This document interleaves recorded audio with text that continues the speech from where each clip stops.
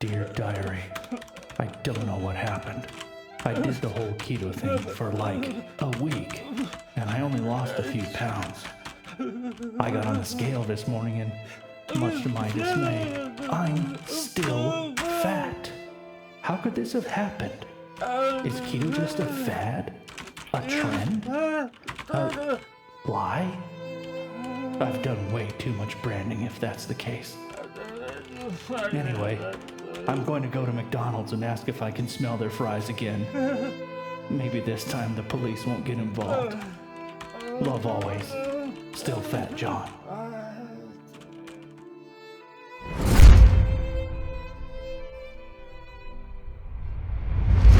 Hey everybody, welcome back to the Keto Quarantine channel. Thank you once again for joining me here. As always, I am Jon Jay, your host, your best friend, and your fatty daddy. This week on Keto Quarantine, in keeping with the sort of theme of the channel of this documenting my ketogenic journey, I'm going to share with you guys some things that I need to hear once in a while, some inspiration, some encouragement. We're going to talk about committing to the keto lifestyle. We're going to talk about making goals. We're going to talk about formulating plans to meet those goals. We're going to talk about executing that plan, and we're going to talk about some persistence and patience. I hate them too. But these are the ingredients that make the keto lifestyle cake, so belly up. First, we're going to talk about commitment. Now, I have committed to the keto lifestyle, and I'm sure many of you have as well, but maybe there's some of you who haven't jumped. That's okay. I'm not here to tell you what to do. Once again, I'm not your dad, or am I? Instead, I'm here to try to help encourage you, to motivate you, to inspire you. We're going to look at some corny inspirational quotes, but they honestly do speak to me, and so maybe they'll speak to you. One of the things that goes into making a commitment involves dealing with the time that we put towards that commitment. And something that continues to strike me more and more the older I get is, I don't know how much time I have left. I'm not going to add any more hours to each day. What am I going to do to redeem that time? And as I said in our previous video, what else can I do that may add more time to my life, that may add more days to my life, that may possibly add more years than getting healthy, living longer for those that I love? An important factor in looking at the time that we have spent, whether we've redeemed it wisely or not, is to focus forward. We're all products of our past, at least in part. But it's important not to let the things that have come before weigh down the things that are to come still. An important quote that I really like by a quote factory named Zig Ziglar is, "Yesterday ended last night. Today is a brand new day, and it's yours."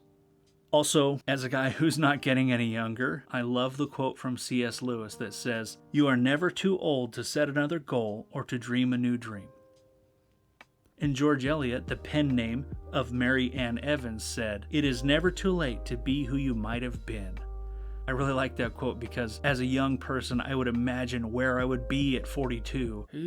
And this ain't it, at least in part, but that doesn't have to stop me. I can still look forward and I can focus, I can make a commitment. And in making that commitment, I'll have to set some goals. The great Nelson Mandela said, "It always seems impossible until it's done." And famed playwright and actor Lin-Manuel Miranda once tweeted, "I know how it looks, but just start. Nothing is insurmountable." That speaks of perceptions, and perceptions can cause fear. Fear can either motivate us to act, or fear can cause us to freeze. Until recently, I was more the latter, but I've decided to act. I've jumped in. I've committed. I want you to commit too. What are we afraid of? We must not fear. Fear is the mind killer. Oh, shirt! Nerd alert! Again, we're talking about making a commitment. And if we make that commitment, we want to go about it intelligently and intentionally, and we want to do things that set us up for success. We can't be passive about this. We can't go into it blindly. We can't just be on the bench. We can't be sideline observers to the ketogenic lifestyle. We have to figure out what we're going to do to have success. After we've committed, we need to make some goals. The great Benjamin E. Mays once said, "The tragedy of life doesn't lie in not reaching your goal. The tragedy lies in having no goals to reach." If we don't have goals and purpose and a plan in our lives, what are we doing? We're kind of like animals. We're moved by every emotion and circumstance and outward stimulus. We're not in charge. We need to intentionally and stubbornly take charge. If you're a captain of the ship and you're tossed about in a storm, you don't refuse to take the wheel. You don't refuse to take the tiller. You grab hold. You intentionally steer your boat the direction you want to go. Well, this is my boat. It's a big boat, and I intend to steer it. So we want to have goals to aim at. Zig Ziglar also said, if you aim at nothing, you will hit it every time. The famed Renaissance artist and sculptor Michelangelo said, the great danger for most of us lies not in setting our aim too high and falling short, but in setting our aim too low and achieving our mark. As we set goals, we want to be smart about how we set them and where we set them. We want them to be achievable, and that's part of a formula we'll get to in a second. Multi-Olympic gold medal winning Michael Phelps also said, I think goals should never be easy. They should force you to work, even if they are uncomfortable at the time. Well, I tell you what, setting goals for keto, that's going to make you uncomfortable. Changing your lifestyle is never easy. It always comes with discomfort. It comes with telling ourselves no. I've spent the better part of my life telling myself yes to every self-destructive urge. But it's time I grab the tiller and steer the ship. It's time I tell myself no. What are some things that you know you should tell yourself no to? Let me know in the comments. So we've made our commitment, and now we want to make some goals, but how do we go about doing that intelligently? How do we go about doing that to set ourselves up for maximum success? I like to use a system called the S.M.A.R.T system. When setting our goals, we want them to be specific, we want them to be measurable, we want them to be achievable, we want them to be relevant, and we want them to be timely. Physically writing our goals down is really important to this process. There is a strong psychological link between writing a goal down and referring to it as we try to achieve that goal. Something bridges the success gap for us. Somehow it helps our minds to more easily achieve those things that we've written down and that we're taking steps to make a reality. I've put a link down in the whoop-de-doo below that you can click to download a SMART goal sheet from Scripps. I would recommend highly that you print it out, physically write your goals down, make sure that they follow the criteria of the SMART system. You will be amazed how much more effective you are at getting to your goals if you take these simple steps. Let me give you 2 examples of goals that I have. Goal number 1, I want to lose 20 pounds in the month of October 2020. That's a pretty big chore, but it's achievable. It is specific, it's measurable, it is achievable with effort and commitment, and it's not so easy that I can stumble across that line without effort. This is going to take work. Why is it relevant? Of course it's relevant. The whole point of my channel is to document my journey through the ketogenic lifestyle. And when will this goal be achieved? The goal is timely because I have until the end of October to get that 20 pounds off. Stay tuned to the end of the video. You'll see how far I am on that journey. My second goal, which is sort of an open-ended goal, is I want to be able to do a push-up. Just one. In fact, I'm going to be incorporating that into my next week, so here's a little preview. Poor guy. That's going to be a difficulty of mine. That's going to be an open-ended target. So this is really less of a timely goal and more of a goalpost in my journey. I used to be able to rack those things out over and over again, no problem. I was in great shape. I had good upper body strength. But the guy you see before you, he ain't gonna do it. It's gonna be a while. So I have a goalpost. 1 push-up. I know for some of you that sounds pretty pathetic, but you know what? This is where I'm at. This is my journey, and I'll get there. You'll watch me get there.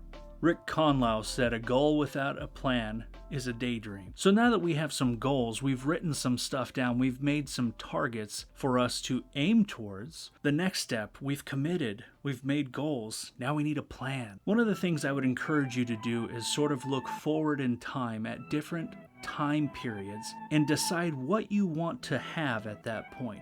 Where do you want to be in your journey 10 years from now, 5 years from now, 1 year from now, a month from now? Where do you want to be at the end of this week?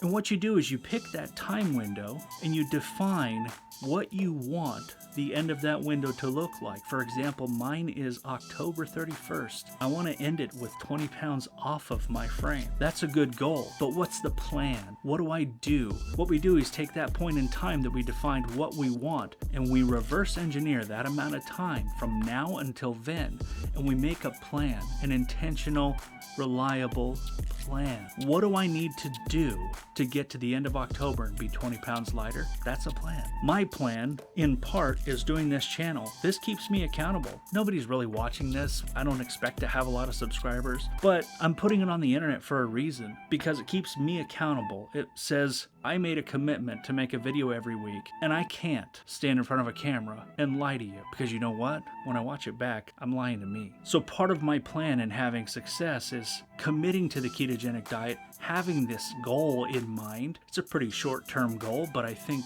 it's bite-sized enough that I can wrap my head around it. It's also difficult enough that it's gonna be work. But reverse engineering what this month is gonna look like to get to that point, that's where I develop a plan, and that's where you need to develop a plan. What do you want your health to look like a year from today? Look at that point, define exactly, again, writing it down is powerful. Write down exactly what you want your health to be like a year from now. Take that snapshot and reverse the clock to now, and decide what do you need to do from today to that point to get you to that goal. From here to there, the things you write down, the action plan, the steps, the strategy, that's your plan. So we've committed, we've written down our goals, we have daydreamed about different time frames and about the achievement of those goals, and those daydreams have solidified into a detailed plan in order to reach those goals. Next, we need to execute. I've already started to execute. That's what part of this video series is about, is my execution of my plan to reach my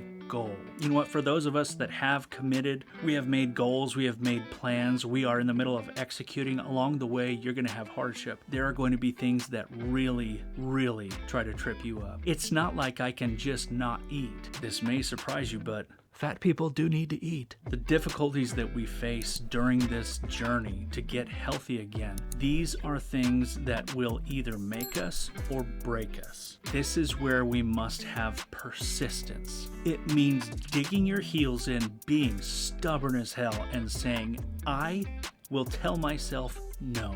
As I said earlier in the video, most of my life has consisted of opportunities to tell myself, yes, I want this, it's gonna taste good, it's gonna fire off all those chemicals in my head that make me feel happy and safe and secure and loved and warm. What a terrible thing. It's time I say no. Maybe it's time you say no too. You know, I teach my kids that part of my job as a father is to tell them no now, so that later on, they know how to tell themselves no when dad's not around. Oh, I'm a grown-up now. Nobody's gonna tell me to say no. I need to own the fact that it's my responsibility to be responsible for me. And when I come up against a roadblock, it is sheer grit and determination that I have come this far, I am still gonna keep going farther. Henry Ford once said, obstacles are those frightful things you see when you take your eyes off your goal. Narrow your field of view. Focus down on what you have in front of you, one step at a time, one day at a time. I don't need to worry about what I'm gonna do next month on keto. You know what I need to worry about? Today. What am I gonna do today? I narrow my focus, because if I open up and I look at all the things between here and there, it's overwhelming and I will just give up. I don't want to do that, and I don't think you do either. So we need persistence. We also need patience, stubborn, willful adherence to our plan so that we can reach the goal. Coach Bear Bryant said, never quit. It is the easiest cop-out in the world. Set a goal and don't quit until you attain it. When you do attain it, set another goal and don't quit until you reach it. Never quit. Make a commitment, write down your goals, formulate a plan to meet those goals. Be persistent, be patient. You can do this. I can do this. In one of the most inspirational speeches I've ever heard from one of my lifelong heroes, Dr. Martin Luther King Jr. said, "If you can't fly, then run. If you can't run, then walk. If you can't walk, then crawl. But whatever you do, you have to keep moving." Part of the keto game is about momentum. We keep moving forward. And now to circle back, all the way back to those who may not be ready to make that commitment, I want to share one more quote with you, and it hit me like a ton of bricks. Karen Lamb said, "A year from now, you may wish you had started today." Hindsight. Today I wish I had started a year ago. A year ago, I had wished that I started a year before that. And speaking of change, I can happily report that I have had some good success this week in the weight loss department. In spite of the dumb intro to this video, I've actually lost 8.4 pounds. Now, if you've ever held a gallon of water, it's a little bit more than that. I do realize that a lot of that is water weight, but I guarantee you I didn't drop a gallon of water. I'm already feeling better. My joints ache less. Inflammation has come down quite a bit. I'm sleeping better. My skin is slowly improving. So yeah, 1 week in, I'm happy. I'm thrilled with that. I'm looking forward to the next week's weigh-in so that I can see what the not first week loss is like. If you want to follow along with the weigh-ins and see all of my exact specific details, patrons of mine over on Patreon can go ahead and sign up to support and be able to see weekly weigh-in videos with every single statistic on there, as well as super duper flattering pictures of me in a tight white t-shirt. One final thing I want to help you guys out with is I want to give you my sheet that I use to track my progress every week. Look down in the hibbity-dibbity below, click the link. It's a simple PDF, print it out, use it to track your progress. It's important for us to not only set goals and make plans and execute them, use this persistence and patience that we really need lots of. It's super helpful on top of that to see something in front of you in the meat space that shows you your progress. We need to be reminded how incredible we are and how capable we are of doing this. Please also remember to like, subscribe with the bell, make a comment, share. Sharing's really going to help. Share this with people who might need an extra boost of inspiration today. Share this with people who might be on the fence. I'm hoping that this does some good. Again, it's done me some good, so I have to believe that somewhere out there it's going to do some good. I can do it. You can too. Thank you again for joining me, guys. We'll see you next time.